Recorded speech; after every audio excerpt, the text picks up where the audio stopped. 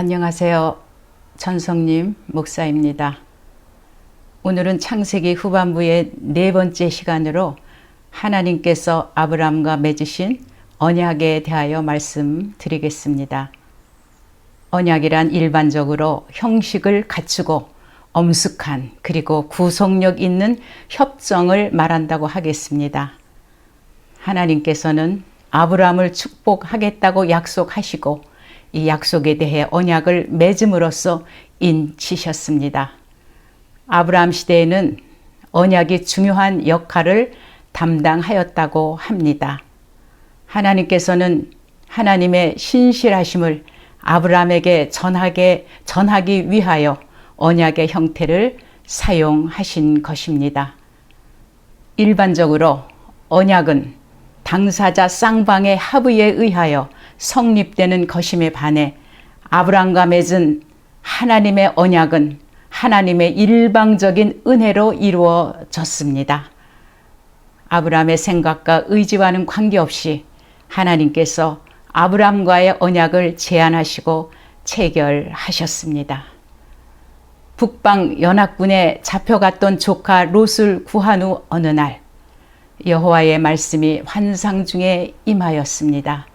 하나님께서 아브라함을 밖으로 이끌어내시고 아브라함의 자손이 밤하늘에 뭇별같이 많아질 것이라고 말씀하셨습니다. 그때까지 무자했던 아브라함이 하나님을 믿었습니다. 이에 하나님께서 이를 그의 의로 여기셨습니다.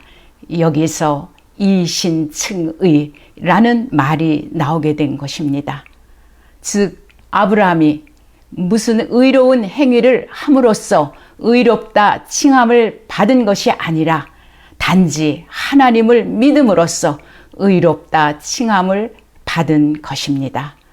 그리고 하나님께서 땅에 관한 축복도 말씀하셨을 때 아브라함이 이 땅을 소유로 받을 것을 무엇으로 알리까 하고 하나님께 묻자 하나님께서는 소위 횃불 언약을 통하여 이 땅을 애굽 강에서부터 유브라데 강까지 아브라함의 자손에게 주시겠다고 말씀하셨습니다.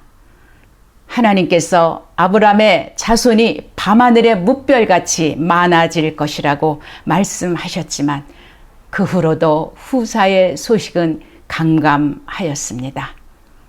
아브라함의 아내 사레는 초조해졌습니다. 인간적인 방법으로 후사를 생각하게 되었고 아브라함도 사레의 말을 들었습니다. 사레의 여종인 애굽 여인 하갈을 통하여 아브라함의 자녀를 얻으려 하였던 것이었습니다. 이 생각은 당시의 관습으로는 충분히 받아들일 수 있는 것이었지만 결과적으로 애굽 사건에 이어 아브라함의 또 다른 실책이 되었던 것이었습니다. 하갈이 자신이 임신한 것을 알았을 때 자신의 여주인인 사레를 멸시하였습니다. 이에 사레가 하갈을 학대하자 하갈은 사레 앞에서 도망하였지만 하나님의 사자가 도망치던 하갈에게 나타나 다시 사라에게 돌아가라고 말씀하며 하갈이 아들을 낳으리니 그 이름을 이스마엘이라 하라고 말씀하셨습니다. 이에 하갈이 사라에게 돌아가 이스마엘을 낳으니 이때 아브라함의 나이는 86세였습니다. 그러나 이 아들 이스마엘은 하나님의 약속의 자녀는 아니었습니다. 아브라함의 나이 99세 때에 여호와께서 나타나셔서 내 앞에서 행하여 완전하라고 말씀하셨습니다. 아마도 하나님께서 이스마엘 사건을 그다지 기뻐하지 않으셨기에 이런 말씀을 하셨던 것 같습니다. 하나님은 이때에 아브람과의 언약을 다시 언급하시면서 아브람의 이름을 아브라함으로 바꾸어 주셨습니다. 이 언약은 하나님께서 아브라함과만 세우신 언약이 아니고 아브라함의 후손과도 세우신 영원한 언약인 것입니다. 이는 하나님께서 영원히 만유의 주제가 되심을 확인시켜 주시는 말씀이기도 한 것입니다. 그리고 언약의 표징으로 남자는 다 할례를 받으라고 명령하셨습니다. 할례의 의미는 할례 의식을 통해 육신의 살에 새겨진 언약의 징표를 볼 때마다 하나님의 언약의 내용을 생각하라는 뜻이라고 말할 수 있겠습니다.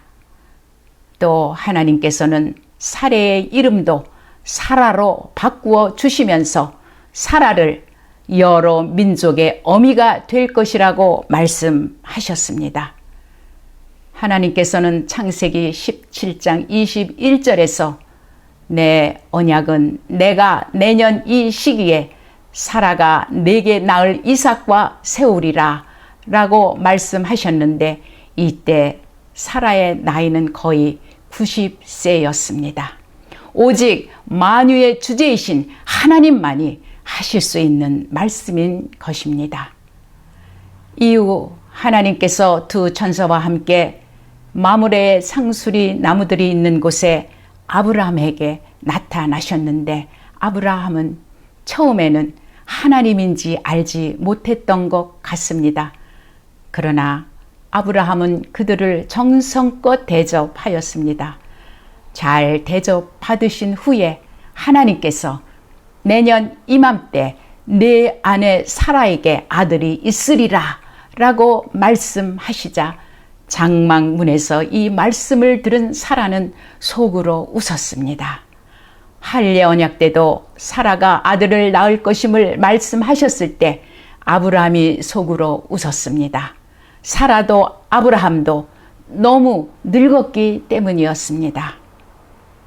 할례는 유대인들이 가장 중요하게 생각하는 것들 중에 하나입니다. 하나님의 선민이라는 의식을 심어주기 때문일 것입니다.